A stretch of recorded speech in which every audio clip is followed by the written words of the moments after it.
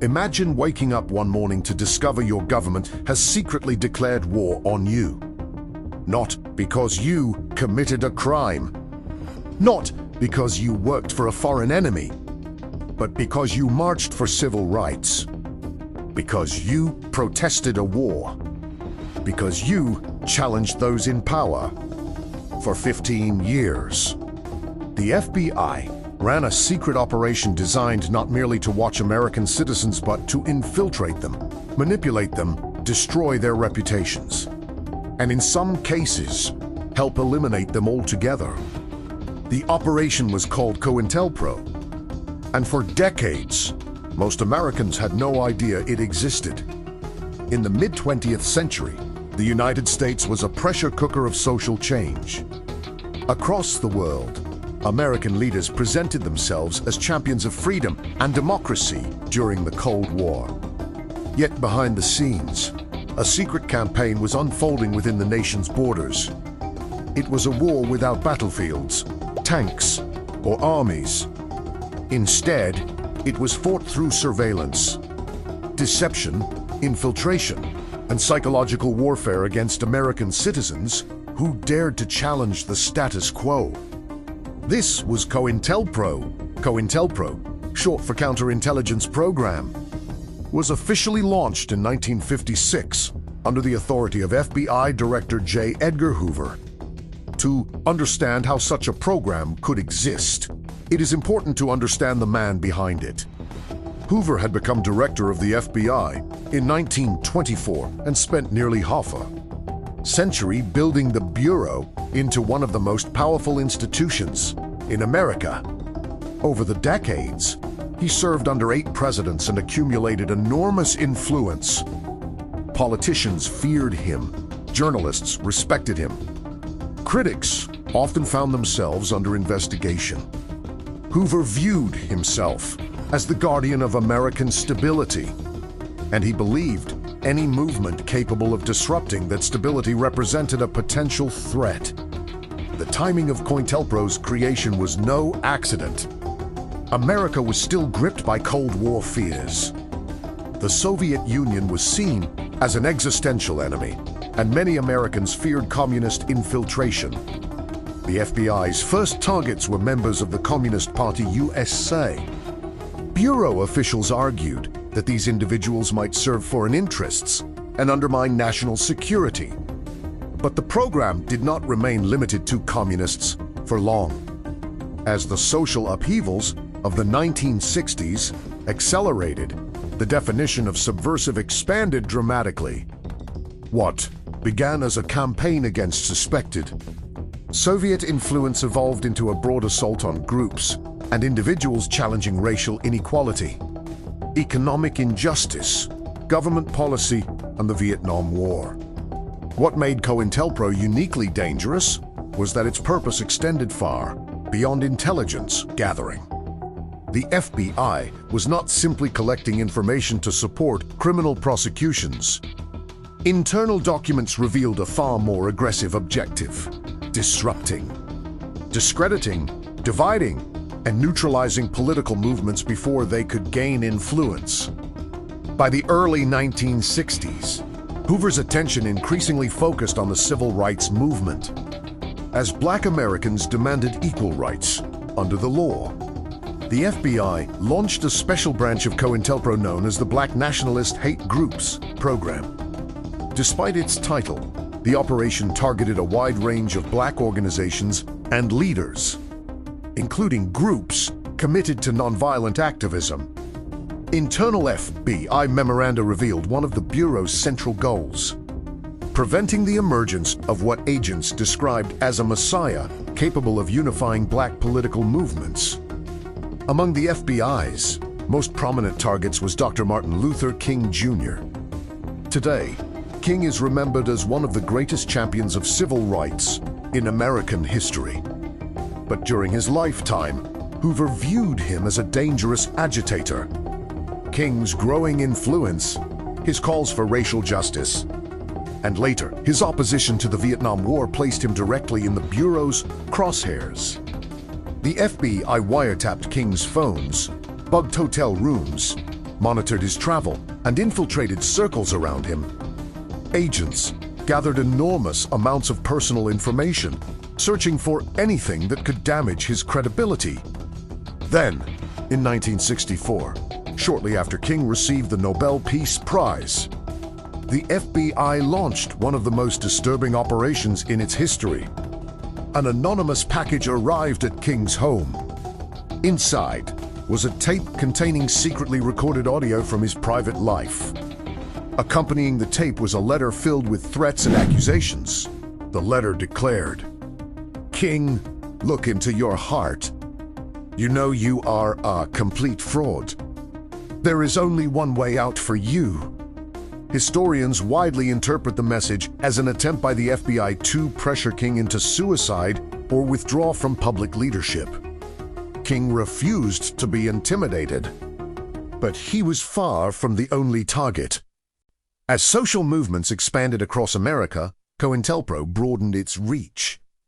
Civil rights organizations, anti-war groups, student activists, black nationalists, socialists, Native American activists, Puerto Rican independence advocates, and many others found themselves under FBI scrutiny.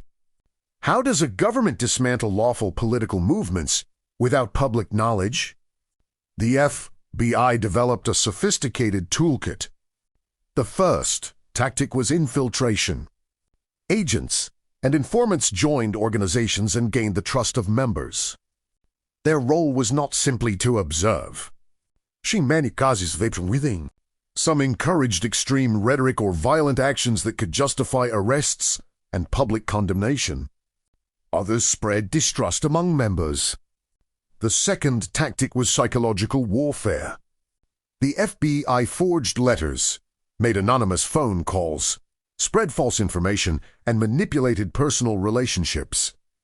One common tactic became known as badjacketing, where activists were falsely accused of being government informants. The resulting suspicion often tore organizations apart from the inside. The third tactic involved legal harassment. The Bureau worked closely with local police departments to subject activists to repeated arrests, investigations, and court proceedings. Even when charges were eventually dismissed, the process drained time, money, and energy from political organizations. The fourth tactic targeted public opinion. The FBI maintained relationships with journalists and media outlets. Agents leaked selective information designed to portray activists as dangerous, immoral, or unpatriotic. In some cases, misleading or false narratives were deliberately planted to damage reputations. The fifth tactic was direct force. When infiltration, psychological operations, legal pressure, and media manipulation failed, violence sometimes entered the equation. One of the most controversial examples involved Fred Hampton. Hampton was only 21 years old, but he had already become one of the most dynamic leaders in the Black Panther Party. In Chicago, he was building alliances between Black, Latino, and poor white communities through an initiative known as the Rainbow Coalition. To many supporters, Hampton represented a new generation of political leadership capable of uniting people across racial and economic divisions. To the FBI, that made him dangerous. Through FBI informant William O'Neill, authorities obtained a detailed floor plan of Hampton's apartment. On December 4, 1969, before dawn, law enforcement officers launched a raid on the residence. Evidence later suggested Hampton had been heavily sedated before the operation, and investigators long suspected O'Neill played a role, though aspects of the event remain disputed. Officers fired nearly 100 rounds into the apartment. When the shooting ended, Fred Hampton was dead. Authorities initially claimed officers had come under heavy fire. Subsequent investigations and ballistic evidence raised serious questions about that narrative, indicating that virtually all shots fired during the raid came from law enforcement. Many historians, civil rights attorneys, and activists have since described the raid as a political assassination enabled by COINTELPRO. Yet for all its power, COINTELPRO remained hidden from the public. For 15 years, Americans had no idea the program even existed.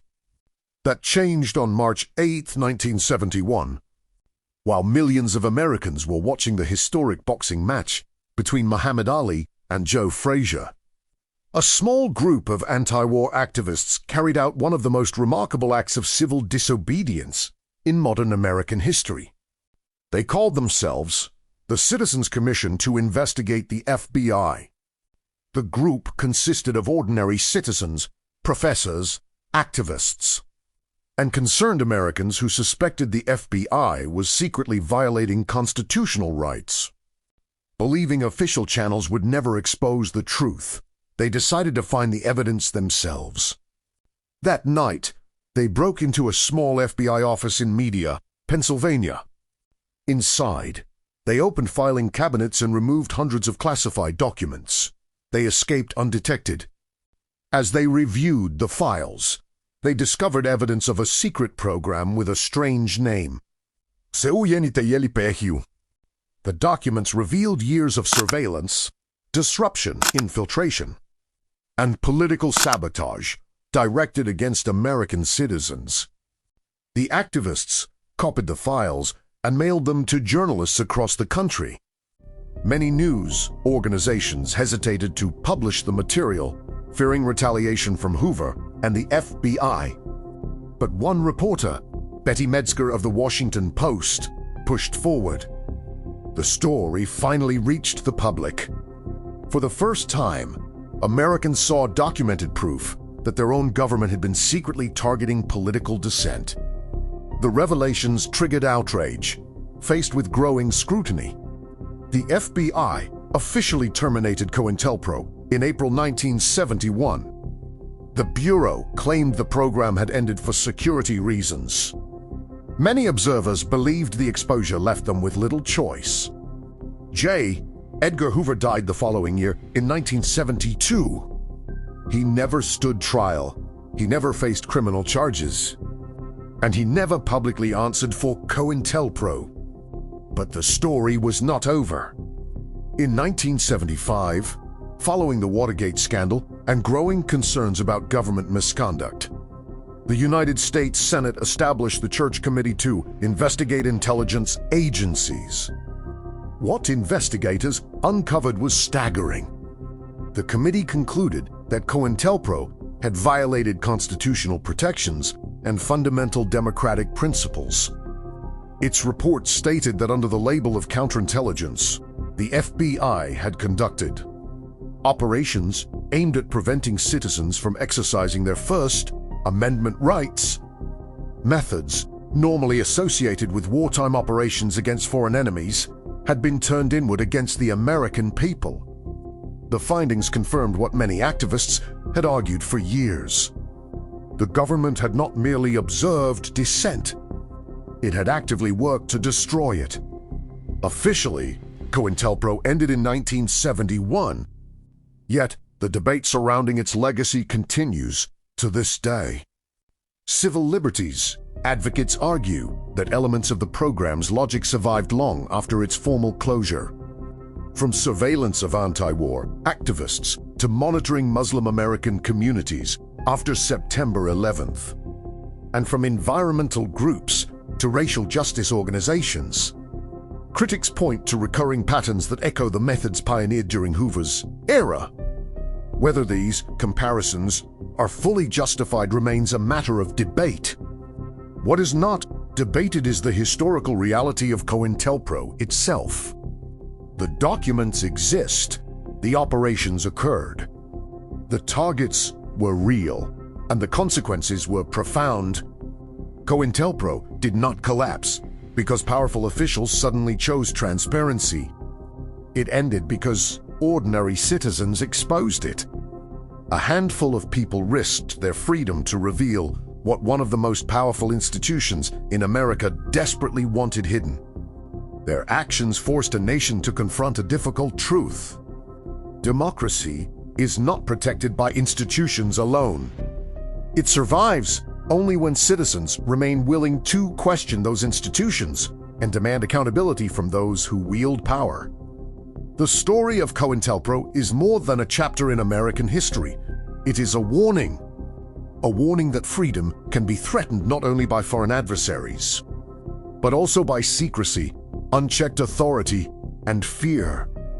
And it is a reminder that the line between national security and the suppression of liberty can become dangerously thin when government actions take place beyond public scrutiny. Because when power operates in the dark, democracy itself is left searching for the light.